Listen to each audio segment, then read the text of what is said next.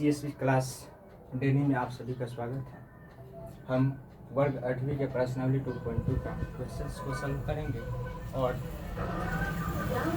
इस टाइप्स के जो भी क्वेश्चन होते हैं कॉम्पिटिटिव एग्जाम में भी पूछा जाता है।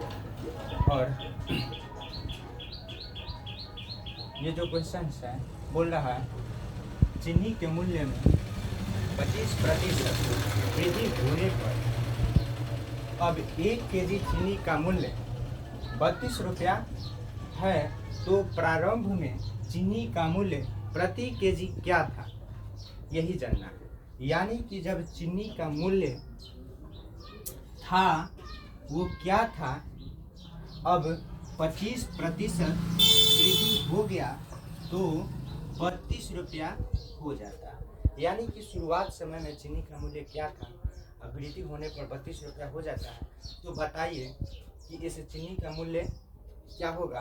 तो हम जानते हैं जब समीकरण का नियम होता है, कोई बात मालूम नहीं होती है तो उसमें x को ही मानकर क्वेश्चंस को सॉल्व किया जाता है। जैसे चीनी का मूल्य हमें नहीं पता है तो हम चीनी का मूल्य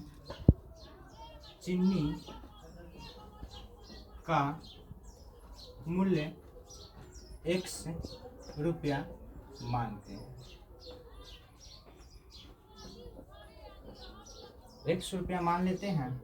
अब x का ही 25% वृद्धि हुआ होगा, यानी कि उस मूल्य में 25% वृद्धि यानी कि बढ़ा होगा रेट में। तो हमें x का 25% यानी कि x का के मतलब होता है गुना, परसेंट के मतलब होता है 100। इससे डिवाइड कर लेते हैं तो आपका x/4 प्राप्त हुआ। यानी कि 25 को 4 से हम 25 को 100 से डिवाइड करते हैं तो 4 बार में कटता है, 4 बार कटता है। इससे x को 1 से गुना कर लेते हैं तो हमें x/4 मिला। यानी कि ये जो है आपका चीनी के मूल्य में वृद्धि हुआ है। तो चीनी का मूल्य क्या था पहले, तो मेरा चीनी का मूल्य पहले x था, उसमें वृद्धि हुआ x/4। तो हमें चीनी का मूल्य पता चला था 32। 1 डाल लेते हैं और एलसीएम करते हैं इसे, तो हमें 4 ही मिलता है। 1 को 4 से डिवाइड करते हैं तो 4 बार में कटता है, तो 4 को हम x से मल्टीप्लाई करते हैं तो 4x होता है, प्लस के लिए प्लस लिखते हैं। 4 को हम 4 से डिवाइड करते हैं, 1 बार में कटता है, 1 को x में मल्टीप्लाई करते हैं तो x ही मिलता है।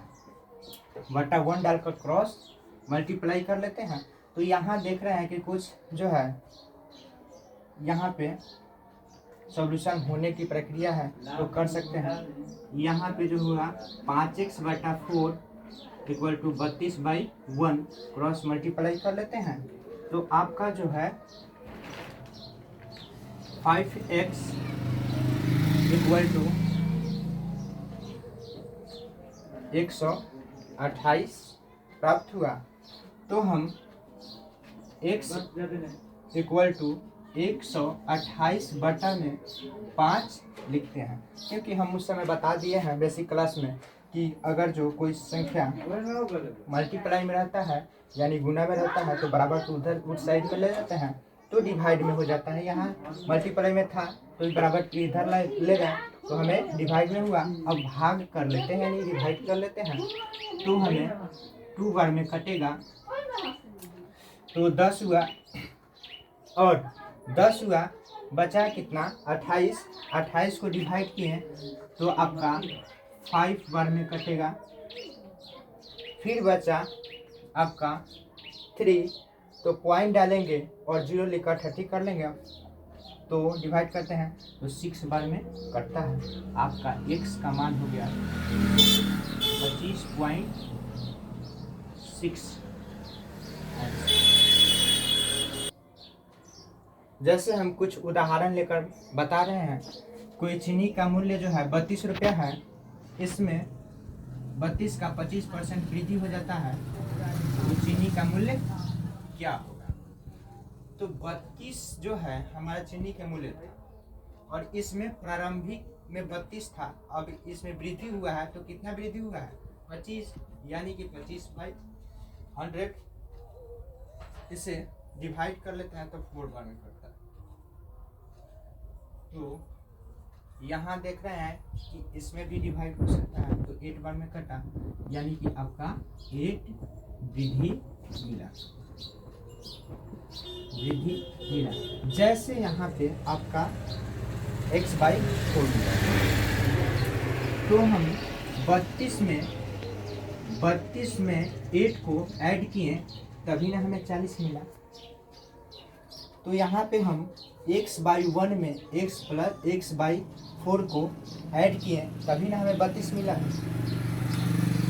जैसे अब देख लेते हैं, यहाँ पे हमें 32 अब पता नहीं है, पर इसमें x का हमें 25% वृद्धि होता है, तो 40 रुपया चीनी का मूल्य हो जाता है। तो हम x का 25/100 लिखते हैं और डिवाइड करते हैं, तो हमें 4 बार में कटता है। 1 से x को मल्टीप्लाई किया तो x/4 हुआ। अब हमें पता चला कि ये वृद्धि मिला, चीनी में जो वृद्धि हुआ है वो मिला है।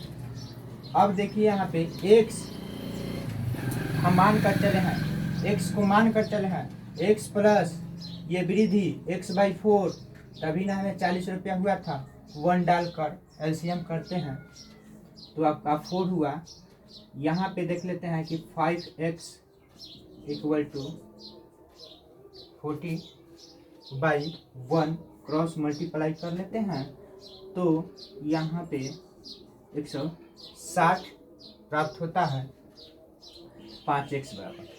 तो x को बाहर निकालते हैं, 160/5 इसे डिवाइड करते हैं तो 32 बार में कटता है, जो कि हम यहाँ पे माने। थैंक्स। आप लाइक करें इस वीडियो को।